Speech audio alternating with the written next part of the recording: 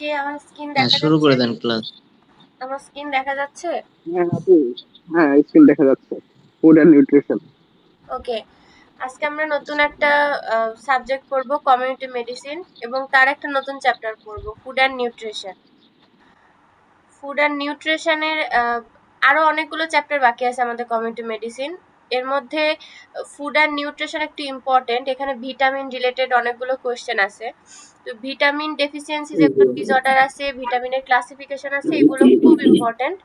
অনেকবার এসছে কোয়েশ্চেন গুলো। তো ভিটামিনের যে রিলেটেড কোয়েশ্চেন গুলো আছে আমরা একটু চেষ্টা করবো মুখস্থ করে ফেলার। আর এই নোটটাতে যতটুকু আছে এতটুকু আর কি ফুড অ্যান্ড নিউট্রিশন থেকে আমাদের পড়তেই হবে। তো ফার্স্টে আমরা ফুড অ্যান্ড নিউট্রিশনের পড়বো হচ্ছে classify vitamin and list the deficiency disorder of vitamin. ভিটামিনের ক্লাসিফিকেশন পড়বো, আর পড়বো হচ্ছে এটা থেকে কি কি ধরনের ডিসঅর্ডার দেখা দেয়। তো ভিটামিনকে প্রধানত দুই ভাগে ভাগ করা হয়, একটা ফ্যাট সলিউবল ভিটামিন, একটা ওয়াটার সলিউবল। তো ফ্যাট সলিউবল ভিটামিন আবার চারটা আছে, vitamin A, vitamin D, vitamin E and vitamin K.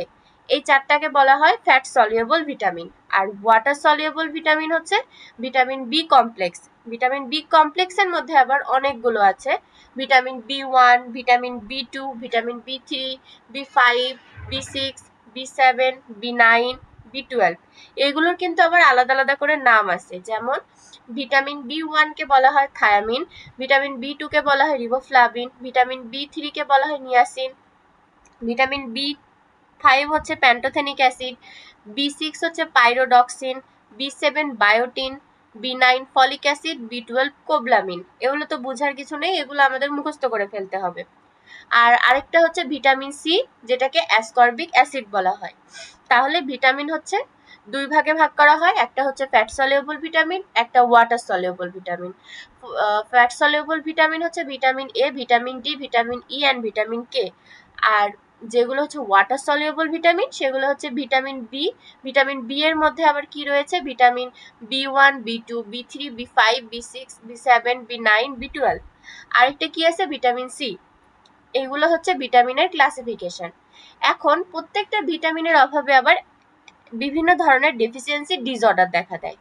Vitamin A এর অভাবে একটা, ভিটামিন বি এর অভাবে একটা, সব রকম ভিটামিনের অভাবে কিছু না কিছু ডিসঅর্ডার আমাদের মানব শরীরে দেখা দেয়। তো ভিটামিন এ মূলত আমরা জানি যে রাতকানা রোগ হয়, বাংলায় বারবার পড়ে আসছি যে ভিটামিন এর অভাবে রাতকানা রোগ হয়। তো আমাদের চোখের আর কি রিলেটেড যে রোগগুলো রয়েছে, যদি আমাদের এমসিকিউতে দেখি যে অপশানে চোখ রিলেটেড কিছু ডিজিজ দেখা যাচ্ছে অপশনগুলোতে, এবং ওপরে যদি কোয়েশ্চেন আসে যে ভিটামিন এর অভাবে কোন রোগগুলো হয়, সেক্ষেত্রে দেখবো যে কোনগুলো আমাদের চোখের কনজাংটিভা রিলেটেড, তারপরে ব্লাইন্ডনেস রিলেটেড, কোনগুলো যেগুলো থাকবে সেগুলোই আমরা চোখ বন্ধ করে ট্রু দিয়ে দিব। তো এগুলো কিছু জিনিস মাথায় রাখতে হবে। ভিটামিন এর অভাবে হয় হচ্ছে নাইট ব্লাইন্ডনেস, জেরোফথ্যালমিয়া, ওই যে যেটা বললাম চোখের যে রোগগুলো। ভিটামিন বি ওয়ান এর অভাবে বেরি রোগ হয়। ভিটামিন বি2 এর অভাবে সিলিওসিসটা বলতে কি হয়, এক্ষেত্রে হচ্ছে আমাদের ঠোঁটটা শুকিয়ে যাবে এবং ঠোঁটে ঘা হতে পারে, এগুলোকে বলা হয় হচ্ছে সিলিওসিস। অনেক সময় দেখা যায় অনেক মানুষের ঠোঁটে অনেক ঘা হয় এবং ঠোঁটের কণা ফেটে যায়, এগুলো হয় মূলত ভিটামিন বি2 এর অভাবে। ভিটামিন বি2 কে আবার বলা হয় রিবোফ্লাভিন। তারপরে ভিটামিন বি থ্রি হচ্ছে নিয়াসিন, এটার অভাবে যে রোগটা হয় সেটা হচ্ছে, বা ডেফিসিয়েন্সি ডিসঅর্ডার যেটা, সেটা হচ্ছে পেলেগ্রা।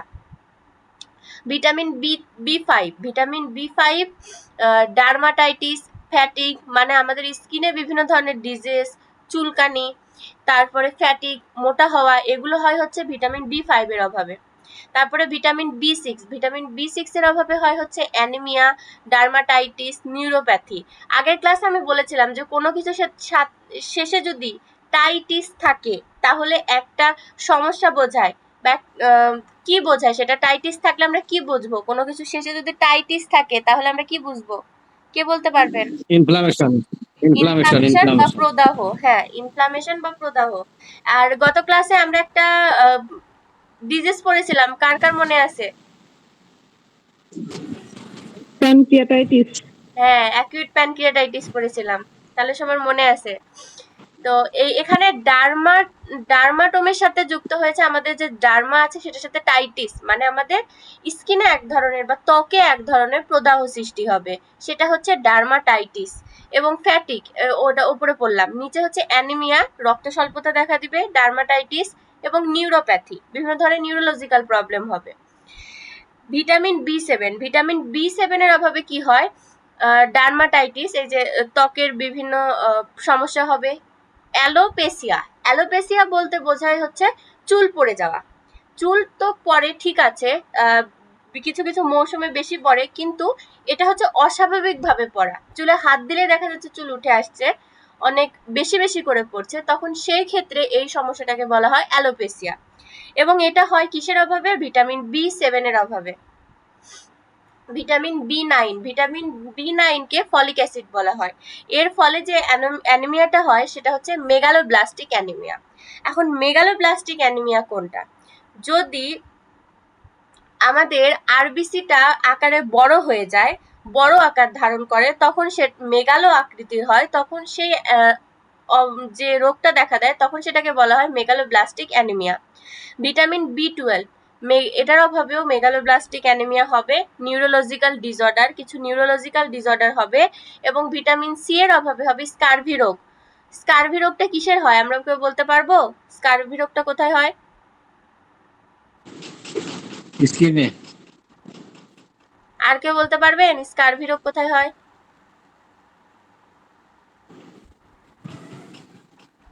এনিওয়ান? যে পারবেন সেই বলতে পারেন। আপু পারি না, মনে নেই। মনে হয় যে মনে আছে, বলতে পারি না। স্কারভি হচ্ছে দাঁতের রোগ, দাঁতে এক ধরনের Yes, দাঁতে আমরা বলতে চাচ্ছিলাম, আবার যদি কোনোভাবে ভুল হয়ে যায় লজ্জা পাবো, সেই জন্য বলিনি। না না বলবো, এখানে লজ্জার কিছু নেই, আমরা তো সবাই এখানে শিখছি। তো এটা হচ্ছে ভিটামিন সি, এক ধরনের অ্যাসকর্বিক অ্যাসিড থাকে। যদি কারো অনেক বেশি পরিমাণে ভিটামিন সি এর অভাব হয়, তাহলে তার এই যে দাঁতের যে গোড়া আছে সেই গোড়ায় যদি কোনো আঘাতও লাগে বা কিছু লাগে, ওখান থেকে রক্ত বের হয়। এই ধরনের সমস্যাটাকে বলা হয় স্কারভি রোগ, দাঁতের স্কারভি রোগ। এটা হচ্ছে ভিটামিন সি এর অভাবে হয়। তারপরে ভিটামিন ডি এর অভাবে হয় রিকেটস ইন চিলড্রেন। আমরা জানি যে রিকেট রোগ কি হয়, শিশুদের ওই যে আমরা দেখি যে কিছু কিছু শিশু জন্মের পর থেকে পা গুলো বাঁকা হয়ে থাকে, এই হাত পা বাঁকা হয়ে যাওয়ার এই রোগটাকে বলা হয় রিকেট। অস্টিওম্যালেসিয়া ইন অ্যাডাল্ট, শিশুদের ক্ষেত্রে যেটা রিকেট হচ্ছে, বড়দের ক্ষেত্রে সেটাকে বলা হয় অস্টিওম্যালেসিয়া। তারপরে ভিটামিন ই এর অভাবে নানান ধরনের neurological problem plus haemolytic anaemia হয়ে থাকে। এবং ভিটামিন কে এর অভাবে bleeding tendency, prolonged clotting time, এগুলো হয়ে থাকে। মানে সহজে তার রক্তটা জমাট বাঁধে না, কোনো জায়গায় কেটে গেলে ওই জায়গা থেকে রক্তক্ষরণ হতে থাকে বেশি পরিমাণে। এই ধরনের রোগগুলো হয় ভিটামিন কে এর অভাবে। তো এগুলো হচ্ছে আমাদের প্রত্যেকটা যে ভিটামিনগুলো রয়েছে সেগুলোর প্রত্যেকটা ডেফিসিয়েন্সি ডিসঅর্ডার। আমাদের আসলে একটা হচ্ছে 10 মার্কের কোয়েশ্চেন আসে, 10 মার্কের কোয়েশ্চেনে দিয়ে দেয় যে হচ্ছে ক্লাসিফাই ভিটামিন, আর কি করতে বলে? ডেফিসিয়েন্সি ডিসঅর্ডার লিখতে বলে। অনেক সময় 5 মার্কেও দিয়ে দেয়। তো সেই ক্ষেত্রে 5 মার্কের ক্ষেত্রে আমি তো প্রতিটার ভিটামিনের যদি অনেক বেশি করে লিখতে যাই, তাহলে তো আমার অনেক অনেক লিখতে হবে এবং অনেক মনে রাখতে হবে ডেফিসিয়েন্সি ডিসঅর্ডার। সেক্ষেত্রে অত বেশি না লিখে, কারণ একটা তো কারো ডেফিসিয়েন্সি ডিসঅর্ডার হয় না, অনেক কিছু প্রবলেম হয় এক একটা ভিটামিনের অভাবে। তো একটা করে এখানে ডিজিজ দেওয়া আছে, কিছু কিছু জায়গায় 2টা করেও দেওয়া আছে। কোনোটা যদি কঠিন মনে হয়, আমরা অন্তত প্রত্যেকটা ভিটামিন থেকে একটা করে ডেফিসিয়েন্সি ডিসঅর্ডার মুখস্থ রাখবো, যেন একটা করে হলেও আমরা লিখতে পারি বা আমাদের কোয়েশ্চেন করলে আমরা বলতে পারি। এবার হচ্ছে ocular consequence of vitamin A deficiency. আমি ফার্স্টেই বলেছিলাম যে ভিটামিন এর অভাবে যে রোগগুলো হয় মূলত সবগুলোই কি চোখের বিভিন্ন ধরনের রোগ হয়। তো এখানে ocular consequence of vitamin A deficiency, উপরে আমি ডিসঅর্ডার পড়ছি, কিন্তু আমি বললাম যে ওইখানে একটা 2টা দেওয়া আছে। কিন্তু এখন যদি আলাদা করে আমাকে লিখতে আসে যে ভিটামিন এর ডেফিসিয়েন্সি ডিসঅর্ডার লিখো, তখন তো আমি একটা 2টা পয়েন্ট লিখতে পারবো না, তখন আমাকে 5-7টা পয়েন্ট লিখতে হবে, 5-7টা ডিসঅর্ডারের নাম লিখতে হবে। সেই ক্ষেত্রে কি লিখবো? Vitamin A deficiency disorder, night blindness, রাত কানা, রাতে দেখতে পাবে না বা রাতে কম আলোতে সে কোনো কিছু দেখতে পাবে না।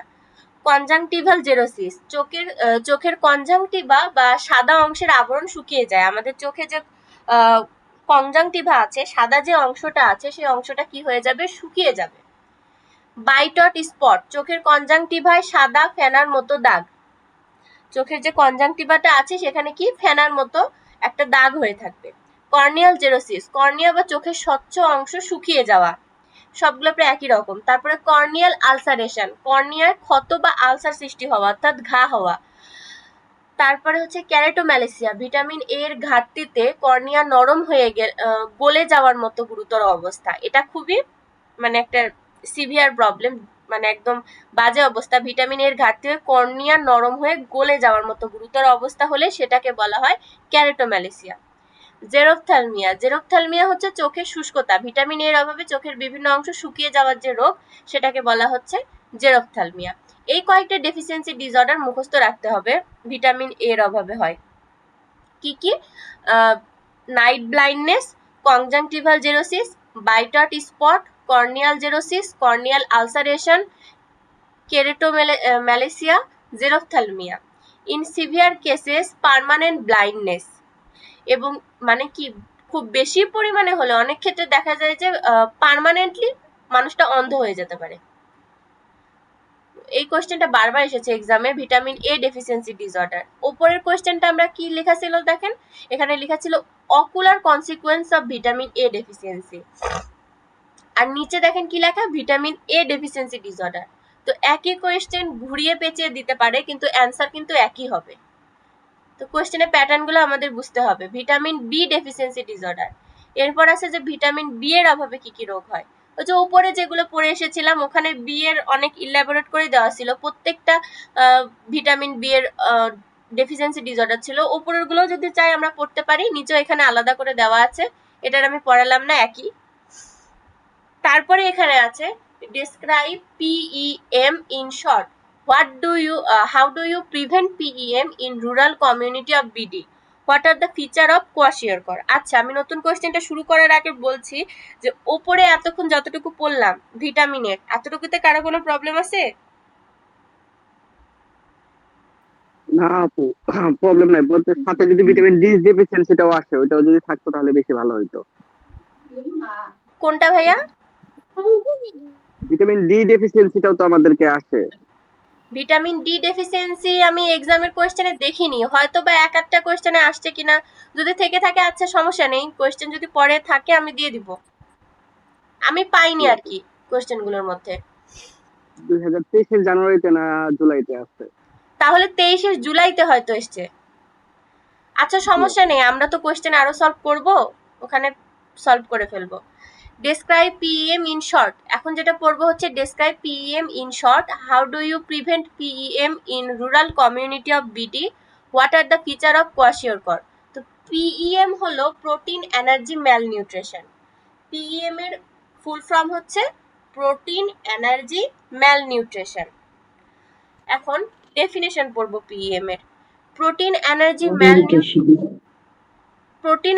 Malnutrition is a nutritional disorder, এটা এক ধরনের nutritional disorder caused by inadequate intake or absorption of protein and energy. এটা কিভাবে হয়? Inadequate intake or absorption of protein and energy, যদি অপর্যাপ্ত পরিমাণে বা কম পরিমাণে প্রোটিন গ্রহণ করা হয় এবং শক্তি থাকে, তখন সেই ক্ষেত্রে যে সমস্যাটা দেখা দেয় সেটা হচ্ছে protein energy malnutrition, resulting in impair growth and body function. এটা কোথায় এফেক্ট ফেলে? গ্রোথে, আমাদের বেড়ে ওঠায়, অ্যান্ড বডি ফাংশন এবং শরীরের বিভিন্ন কার্যক্ষমতা এটা এফেক্ট ফেলে। তাহলে প্রোটিন এনার্জি ম্যালনিউট্রিশনটা কি? এক ধরনের নিউট্রিশনাল ডিসঅর্ডার। সেটা কিভাবে হয়? যদি আমরা অপর্যাপ্ত পরিমাণে প্রোটিন গ্রহণ করি সেই ক্ষেত্রে এই সমস্যাটা দেখা যায়। এটা সাধারণত প্রোটিনের অভাবে যে সমস্যাটা হয় সেটাই হচ্ছে প্রোটিন এনার্জি ম্যালনিউট্রিশন বা PEM। এটার কিছু টাইপ আছে, এটা 3টা টাইপ আছে। এটা কোয়াশিওরকর, মারাসমাস আর ম্যারাসমিক কোয়াশিওরকর। এগুলো হচ্ছে ওটা PEM বা যদি প্রোটিনের অভাব হয় তাহলে সেই ক্ষেত্রে এই সমস্যাগুলো দেখা দেয়। কোয়াশিওরকর হতে পারে, ম্যারাসমাস হতে পারে, ম্যারাসমিক কোয়াশিওরকর হতে পারে, এগুলো আর কি deficiency disorder. Prevention of PM in rural communities of Bangladesh. এখন এটা প্রধানত গ্রাম অঞ্চলে বেশি হয়, গ্রাম অঞ্চলের মানুষদের প্রোটিনের অভাব বেশি হয়। তাহলে গ্রাম অঞ্চলের মানুষদের যদি হয়ে থাকে এটা, তাহলে এটা আমরা কিভাবে প্রতিরোধ করব? প্রতিকার না, প্রতিরোধ, প্রিভেনশন হওয়ার আগে কিভাবে আমরা এটাকে আটকাবো। Promote exclusive breast feeding for the first 6 month. একটা শিশু জন্ম হওয়ার পর অন্তত 6 মাস তাকে কি করতে হবে? ব্রেস্ট ফিডিং করাতে হবে। Start appropriate complementary feeding after 6 month while continuing breast feeding. 6 মাস পর্যন্ত তার ব্রেস্ট ফিডিং চলা অবস্থায় তাকে আরো কিছু কমপ্লিমেন্টারি ফিডিং করাতে হবে, যাতে তার প্রোটিনের অভাব না হয়। Provide a balanced diet containing adequate protein, calories, vitamin and mineral. কি করতে হবে? একটা ব্যালেন্স ডায়েট দিতে হবে বা সুষম খাবার খেতে হবে তাকে। তাহলে কি হবে? adequate protein containing adequate protein, calories. যে ব্যালেন্স ডায়েটটার মধ্যে কি থাকবে? পর্যাপ্ত পরিমাণে প্রোটিন থাকবে, ক্যালোরি থাকবে, ভিটামিনস থাকবে এবং মিনারেল খনিজ থাকবে। এরকম ধরনের একটা ব্যালেন্স ডায়েট দিতে হবে। Promote locally available nutritious food such as rice, pulses, egg, fish, milk, vegetable and food. যেগুলো লোকালি অ্যাভেলেবল, সাধারণত আমরা পাই প্রোটিন জাতীয় খাবার, সেগুলো কি করতে হবে? রেগুলার খেতে হবে। যেমন রাইস, ভাত, তারপরে হচ্ছে পালসেস, যেমন বিভিন্ন মসুর ডাল জাতীয় যে খাবারগুলো রয়েছে, এগ, ডিম, ফিশ, তারপরে হচ্ছে মিল্ক, ভেজিটেবল, ফুড, যেগুলোর মধ্যে আর কি প্রোটিন আছে। Provide nutrition education to mother and care giver. যেহেতু একটা শিশুর যত্ন কে নেয়? মা বা তার কেয়ার গিভার্সরা নেয়। তাহলে সেক্ষেত্রে কি করতে হবে? এই নিউট্রিশন এডুকেশন, পুষ্টির সম্পর্কে যে জ্ঞানটা, সেটা এই শিশুর মা এবং কেয়ার গিভার্সদের, অর্থাৎ তাকে যে দেখভাল করবে তাদেরকে দিতে হবে। Improve maternal nutrition during pregnancy and lactation. যখন গর্ভাবস্থা চলবে এবং গর্ভাবস্থার পর যখন ব্রেস্ট ফিডিং চলবে, তখন একটা মাকে কি করতে হবে? নিউট্রিশনটা ইমপ্রুভ করতে হবে, তার খাবার দাবারের দিকে খেয়াল রাখতে হবে, প্রোটিন জাতীয় খাবারের যেন অভাব না হয় সেই বিষয়গুলো খেয়াল রাখতে হবে। Prevent and treat common infection, specially diarrhoea and respiratory infection. কোন ইনফেকশনগুলো ট্রিট করতে হবে এবং প্রতিরোধ করতে হবে?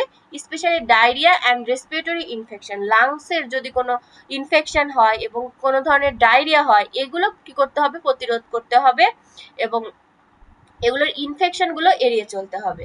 এগুলো বিষয়ে অবহেলা করা যাবে না আর কি। Ensure safe drinking water. পরিষ্কার পানি পান করতে হবে, স্যানিটেশন এবং পার্সোনাল হাইজিন মেনটেন করতে হবে। Regular monitor child growth and weight, একটা বাচ্চার গ্রোথ এবং তার ওজন, এগুলো বিষয়ে খেয়াল রাখতে হবে। For early detection of malnutrition, যেন তার পুষ্টির অভাব না হয়। Improve food security and socio economic condition through community based nutrition program. খাবারের সিকিউরিটি, যেন সবাই ঠিকভাবে খাবার পায় এবং সোশিও ইকোনমিক কন্ডিশন, এগুলো কি করতে হবে? ইমপ্রুভ করতে হবে। কমিউনিটি বেসড নিউট্রিশন প্রোগ্রাম এবং বিভিন্ন নিউট্রিশনাল প্রোগ্রাম অ্যারেঞ্জ করতে হবে। এগুলো হচ্ছে প্রিভেনশন, প্রতিরোধ। এগুলো করে আমরা কি করতে পারি? গ্রাম অঞ্চলের যে পিএম আছে, প্রোটিন এনার্জি ম্যাল নিউট্রিশন আছে, সেটা আমরা কমিয়ে আনতে পারি। তো পিইএমটা কি আমরা বুঝলাম? প্রোটিন এনার্জি ম্যাল নিউট্রিশন। কারো প্রবলেম? না আপু, প্রবলেম নাই। আগে যেতে পারেন। ঠিক আছে। এখন ওই যে ডেফিসিয়েন্সি যে ডিসঅর্ডার গুলো হয়, মেইনলি আসে হচ্ছে ম্যারাসমাস আর কোয়াশিওরকর। তো একটা কোয়েশ্চেন এসেছিল যে হচ্ছে কোয়াশিওকরের ফিচারগুলো লিখতে হবে বা লক্ষণগুলো কি সেগুলো লিখতে হবে। তো এখানে এটাই আমরা পড়বো যে ফিচার অফ কোয়াশিওরকর।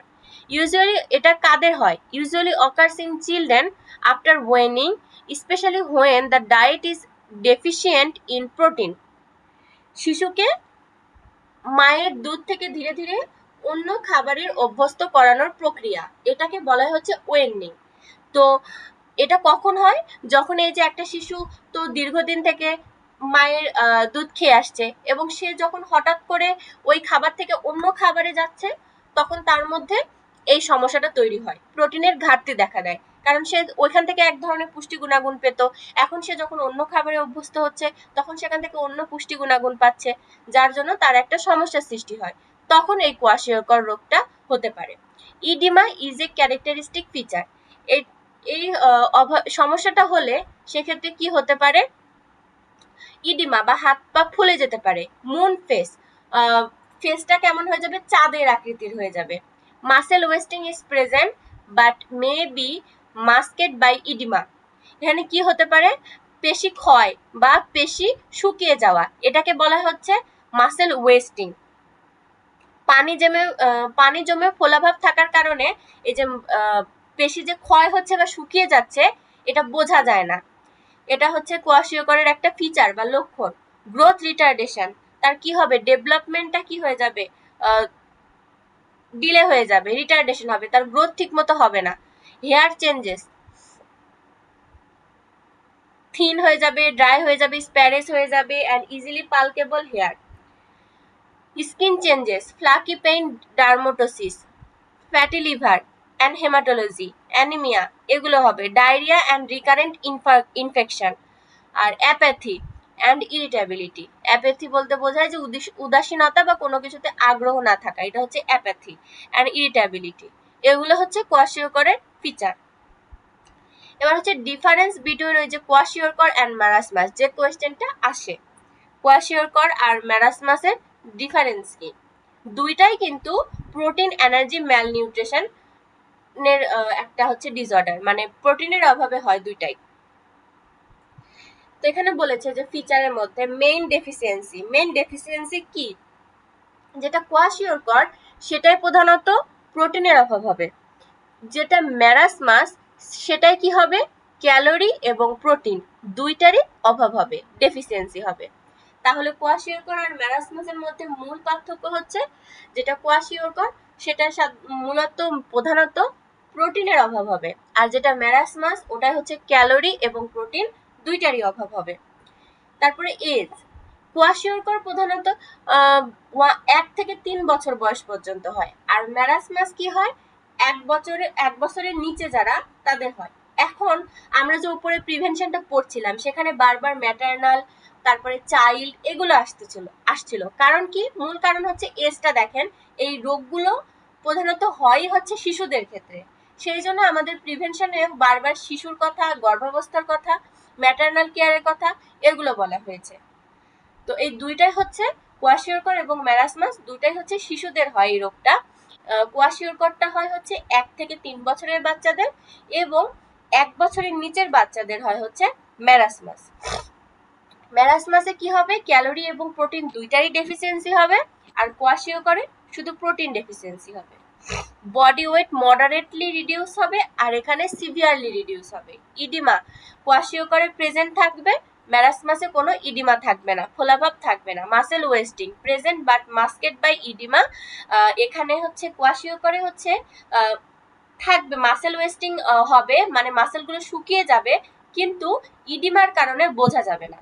কিন্তু ম্যারাসমাসে যেহেতু ইডিমা থাকে না সেজন্য এখানে বোঝা যাবে, এবং এখানে সিভিয়ার হবে এবং অবভিয়াস এখানে হবে। সাবকিউটেনিয়াস ফ্যাট রিলেটিভলি প্রেজেন্ট, এখানে প্রেজেন্ট, এবং মারাসমাসে অলমোস্ট কমপ্লিটলি লস্ট, এখানে কমপ্লিটলি লস্ট। ফেস কেমন হবে, কোয়াশিয়রকরে মুন ফেস হবে, আর ম্যারাসমাসে ওল্ড ম্যান অ্যাপিয়ারেন্স, বৃদ্ধ মানুষের মতো দেখাবে। হেয়ার কেমন হবে, ওই যে ড্রাই, স্প্যারেস, তারপরে ইজিলি পালকেবল, আর হচ্ছে ম্যারাসমাসের ক্ষেত্রে হবে ইউজুয়ালি লেস এফেক্টেড, কোনো অত বেশি এফেক্ট ফেলবে না।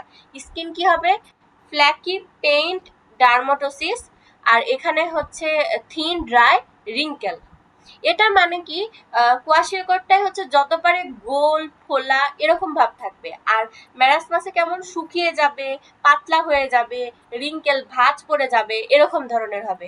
লিভার, এখানে হচ্ছে ফ্যাটি লিভার হবে, আর এখানে ম্যারাসমাসে কোনো ধরনের ফ্যাটি লিভার হবে না। অ্যাপিটাইট, এখানে অ্যাপিটাইট পোর হবে, আর ম্যারাসমাসের ক্ষেত্রে ইউজুয়ালি গুড অ্যাপিটাইট। আর মেন্টাল স্টেট অ্যাপথেটিক, ইরিটেবল, ওই যে উদাসীন থাকবে, অস্বস্তি বোধ করবে, আর এখানে হচ্ছে অ্যালার্ট, সতর্ক থাকবে সে সবসময়, কিন্তু সে ইরিটেবল, অস্বস্তি বোধ করবে। প্রগনোসিস, এটা হচ্ছে মোর সিরিয়াস, আর এটা usually better if treated early. তাহলে ম্যারাসমাসটা যদি সঠিক সময়ে ট্রিটমেন্ট করানো যায় তাহলে বেটার হবে, কিন্তু কোয়াশিওকরটা একটু সিরিয়াস। তো এটা হচ্ছে ম্যারাসমাস এবং কোয়াশিওকরের ডিফারেন্স। এই দুইটা রোগ আমরা বুঝতে পারছি যে ম্যারাসমাস কি, কোয়াশিওকর কি। এখানে কিন্তু ডিফারেন্স থেকেই আমরা রোগ দুটো সম্পর্কে আইডিয়া পাচ্ছি, প্লাস যদি আমাদের ডিফারেন্স লিখতে আসে 10 মার্কের বা 5 মার্কের কোয়েশ্চেন সেটার অ্যান্সার করতে পারবো, এবং যদি শর্ট নোটও করতে বলে এই দুইটা ডিজিজ সম্পর্কে সেই ক্ষেত্রেও কিন্তু আমরা পারবো। তো সবাই এতটুকু ক্লিয়ার? জি। ঠিক আছে, তাহলে এবার আমি নেক্সট টপিকে চলে যাচ্ছি। আসলে কমিউনিটি মেডিসিন হচ্ছে আমাদের যতগুলো সাবজেক্ট আছে তার মধ্যে সবচেয়ে ইজি সাবজেক্ট। আমরা যদি একটু ভালো করে পড়ি তাহলে এই সাবজেক্টে কিন্তু ভালো মার্ক তুলতে পারবো। এটা নিয়ে বেশি খাটার দরকার নেই, একটু ভালো করে খালি পড়বো, বারবার করে দেখবো, তাহলে হয়ে যাবে। এবার পড়বো হচ্ছে ফুড পয়জনিং। Food poisoning হচ্ছে is an acute illness caused by consumption of food or water contaminated with pathogenic microorganism, they are toxic and harmful chemical। আচ্ছা, এক কথা হচ্ছে ফুড পয়জনিং হচ্ছে একটা হচ্ছে এক ধরনের ইলনেস, অসুস্থতা, যেটা কিভাবে হয়, আমরা যদি কন্টামিনেটেড পানি বা খাবার খাই যেটা কি দিয়ে কন্টামিনেটেড, টক্সিন বা কোনো হচ্ছে মাইক্রো অর্গানিজম বলতে ব্যাকটেরিয়া, কোনো ধরনের জীবাণু বা হার্মফুল কেমিক্যাল, কোনো ধরনের কেমিক্যাল দ্বারা যদি সেটা খাবারটা যদি কন্টামিনেটেড হয় বা পানিটা যদি কন্টামিনেটেড হয়, আক্রান্ত হয়, এবং সেই খাবারটা সে পানিটা যদি আমাদের শরীরে প্রবেশ করে, তাহলে সেই ক্ষেত্রে যে সমস্যাটা হয় সেটাকে বলা হয় ফুড পয়জনিং। আচ্ছা, এখন হচ্ছে cardinal feature of food poisoning. Food poisoning এর ফলে কি কি ফিচার দেখা দেয়? নশিয়া হতে পারে, নশিয়া বলতে বমি বমি ভাব, আর ভমিটিং মানে বমি হওয়া। অ্যাবডোমিনাল পেইন অর ক্র্যাম্প, যদি কারো নশিয়া হয় এবং ভমিটিং হয়, বমি হয়, তাহলে তার কি হবে? এগুলোর পরে তার কি হবে? তার পেট ব্যথা হয়ে যাবে, এবং এগুলো যার লক্ষণ আছে তার অবশ্যই ডায়রিয়া হবে। এবং এত কিছু যার হবে, এগুলোর থেকে আমরা কি জানি? এসব রোগের ফলেই তো জ্বরটা আসে। বিভিন্ন ধরনের রোগের ফলে আমাদের শরীরটা যখন ক্লান্ত হয়ে যায় সেখান থেকে জ্বর আসে। তো ফিভার মে বি প্রেজেন্ট, এত কিছু হলে এখান থেকে জ্বর আসতে পারে। এবং dehydration May occur in severe cases, এবং কিছু কিছু ক্ষেত্রে ডায়রিয়া হচ্ছে, তাহলে তার পানি শূন্যতা অবশ্যই হতে পারে। তাহলে এগুলো হচ্ছে ফুড পয়জনিং এর ক্লিনিক্যাল ফিচার, এবং খুবই কমন ফিচার। এগুলো ডায়রিয়াতেও থাকে, তারপরে হচ্ছে কলেরাতেও থাকে। তাই একটা ফিচার মুখস্থ করলে অন্যান্য ডিজিজের গুলো মুখস্থ হয়ে যাবে। তো এই ফিচারগুলো পড়ে নিব। এরপর হচ্ছে ক্যারেক্টারিস্টিক অফ ফুড পয়জনিং। এটা usually occur suddenly after eating contaminated food. এটা কখন হয়? এই খাবারগুলো, কন্টামিনেটেড খাবারগুলো খাওয়ার পর, কিন্তু হঠাৎ করে হয়। often affect severe people who ate the same food। আবার কারো কারো ক্ষেত্রে এটা হতে পারে যারা কি একই খাবার বারবার খায়, সেক্ষেত্রে এটা হতে পারে food poisoning. Has a short incubation period in many cases. অনেক ক্ষেত্রে কি হয় যে অনেকদিন আগে সে এরকম কন্টামিনেটেড খাবার খেয়েছে বা পানি খেয়েছে, কিন্তু তার প্রবলেমটা হয়েছে, সমস্যাটা হয়েছে, কিন্তু সমস্যাটা প্রকাশ হয়নি, সুপ্ত অবস্থায় ছিল, কিছুদিন পর দেখা যাচ্ছে সে অসুস্থ হয়ে গেল। তো এটাও হতে পারে food poisoning. Mainly produce gas, এক্ষেত্রে গ্যাস হবে। তারপরে usually occurs in the form of cluster or outbreak. The illness may be caused by bacteria, various viruses, parasite, toxin and chemical। ওই যে বললাম উপরে যে বিভিন্ন ধরনের রোগ, জীবাণু, তারপরে হচ্ছে ভাইরাস, ব্যাকটেরিয়া, প্যারাসাইট, তারপরে বিভিন্ন ধরনের টক্সিন, কেমিক্যাল, এগুলোর মাধ্যমে এই রোগটা হয়। এগুলো যদি খাবার পানির সাথে মিশে তাহলে এই রোগগুলো হবে। এটা হচ্ছে ফুড পয়জনিং এর শর্ট নোট আসে, সেক্ষেত্রে এটা লিখতে হবে, 5 মার্কের কোয়েশ্চেনে আসে। এরপর হচ্ছে common nutritional disease in Bangladesh. এখন তো উপরে অনেক কিছুই পড়ে আসলাম, ভিটামিন এ ডেফিসিয়েন্সি ডিসঅর্ডার পড়ে আসলাম, তারপরে পিইএম পড়ে আসলাম, প্রোটিন এনার্জি ম্যাল নিউট্রিশনের ফলে কি হয়, ফুড পয়জনিং পড়লাম। তো এখন পড়বো হচ্ছে common nutritional disease in Bangladesh. নিউট্রিশনের অভাবে সাধারণত কোন রোগগুলো হয় বাংলাদেশে? তো যেগুলো পড়ে আসলাম এগুলোই হয়। প্রোটিন এনার্জি ম্যাল নিউট্রিশন হয়, এর ফলে হয় কোয়াশিওরকর, ম্যারাসমাস। ভিটামিন এ এর ডেফিসিয়েন্সি হলে হয় হচ্ছে নাইট ব্লাইন্ডনেস, জেরোপথ্যালমিয়া। যদি আয়রনের ডেফিসিয়েন্সি হয় শরীরে তাহলে হবে কমন এবং children, adolescent, girl and women. এটা হচ্ছে কাদের ক্ষেত্রে কমন? চিলড্রেনদের ক্ষেত্রে, বাচ্চাদের ক্ষেত্রে, অ্যাডোলেসেন্ট, গার্ল, কিশোরী যেগুলো রয়েছে তাদের, বিভিন্ন ধরনের মহিলাদের ক্ষেত্রে। আয়োডিন ডেফিসিয়েন্সি ডিসঅর্ডার, এটা কি হয়? গয়টার, ওই যে থাইরয়েড গ্ল্যান্ডটা ফুলে যাওয়া, এটা গয়টার বলে। তারপর এনলার্জমেন্ট অফ থাইরয়েড গ্ল্যান্ড। তারপরে এম্পেয়ার্ড মেন্টাল ডেভেলপমেন্ট, মানসিক বিকাশটা বাধাগ্রস্ত হয়। তারপর ভিটামিন ডি ডেফিসিয়েন্সি হলে রিকেট হয় শিশুদের, অস্টিওম্যালেসিয়া হয় অ্যাডাল্টদের ক্ষেত্রে। Folate and vitamin B twelve deficiency, vitamin B twelve ডেফিসিয়েন্সির ফলে মেগালোব্লাস্টিক অ্যানিমিয়া হয়। ভিটামিন সি ডেফিসিয়েন্সির ফলে স্কার্বি রোগ হয়। ক্যালসিয়াম ডেফিসিয়েন্সির অভাবে বোনের ডেভেলপমেন্ট এবং অস্টিওপোরোসিস, পোর বোন ডেভেলপমেন্ট, মানে বোনের ডেভেলপমেন্ট ঠিক মতো হয় না এবং অস্টিওপোরোসিস দেখা দেয়। তো এগুলোই হচ্ছে বাংলাদেশের কমন নিউট্রিশনাল যে ডিজিজগুলো, নিউট্রিশনের অভাবে যে ডিজিজগুলো হয় সেগুলো। এরপর দিয়েছে how to improve the nutritional situation in Bangladesh. আচ্ছা, ডিজিজ তো হয়, এখন এই আমাদের দেশের যে অবস্থা, যে নিউট্রিশনাল সিচুয়েশন, সেটা কিভাবে ইমপ্রুভ করব? এটা ইমপ্রুভ করার জন্য আমাদের কি করতে হবে? নিউট্রিশন সম্পর্কে এডুকেশন দিতে হবে। তারপরে 2 নম্বরে কি বলেছে? প্রমোট এক্সক্লুসিভ ব্রেস্ট ফিডিং, যেটা আমরা পিএম এ পড়লাম।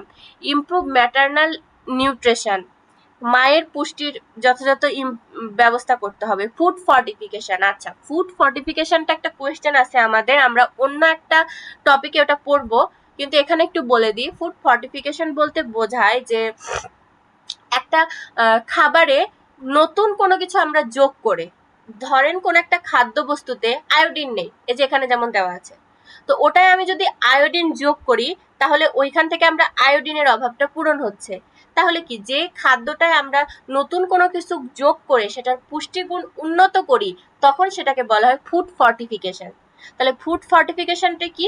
আমরা যদি কোনো একটা খাবারের মধ্যে অন্য কোনো কিছু যোগ করে সেটার পুষ্টি গুণ উন্নত করি, তখন যে খাবারটা তৈরি হয় সেই খাবারটাকে বলা হয় ফর্টিফাইড ফুড, সেটাকে বলা হয় ফর্টিফাইড ফুড।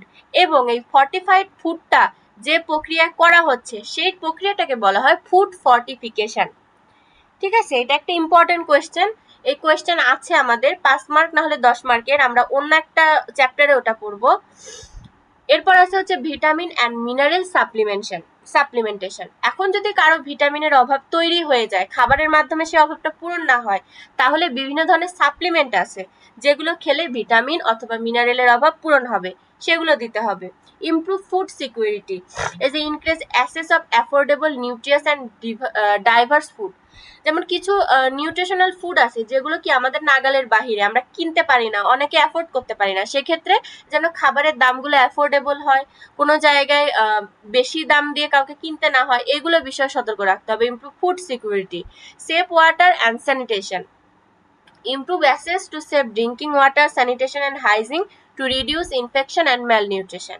তারপর control infection, early diagnosis, treatment of diarrhea, respiratory infection and other disease. তারপর হচ্ছে growth monitoring, regular monitoring of children growth and early detection of malnutrition, শিশুদের বৃদ্ধির বিষয়ে কি করতে হবে? লক্ষ্য রাখতে হবে নিয়মিত, এবং তার পুষ্টির অভাব হচ্ছে কিনা সেটা শনাক্ত করতে হবে। Community based nutrition program, strengthen community health services and nutrition awareness program especially in rural and vulnerable population। তাহলে যেগুলো কি রুরাল, গ্রাম্য এলাকা রয়েছে, সেইগুলো এলাকায় কি করতে হবে? এই অ্যাওয়ারনেসটা দিতে হবে, বিভিন্ন ধরনের অ্যাওয়ারনেস প্রোগ্রাম আছে, তারপর তাদের মধ্যে আর কি এই বিষয়গুলো জানাতে হবে এবং তাদের বিভিন্ন ধরনের নিউট্রিশন প্রোগ্রামের মাধ্যমে যেন তারা এই বিষয়ে সতর্ক হয়, সচেতন হয় এবং তাদের নিউট্রিশনের অভাবটা না হয়। তো এটা হচ্ছে ছিল how to improve nutritional situation in Bangladesh, কিভাবে আমরা বাংলাদেশের নিউট্রিশনাল সিচুয়েশনটা আরো উন্নত করব, ইমপ্রুভ করব। তো মোটামুটি আজকে ফুড অ্যান্ড নিউট্রিশনের এতটুকুই টপিক ছিল। উপর থেকে আজকে যা যা বললাম এতটুকু। এই টপিকটার মধ্যে কারো কোনো প্রবলেম আছে কিনা বলবেন, প্রথম থেকে শুরু করে শেষ পর্যন্ত। কারো কোনো কোশ্চেন?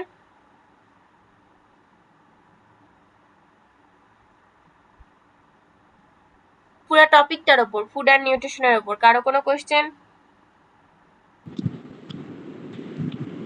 No question. সবাই কি বুঝতে পারছি?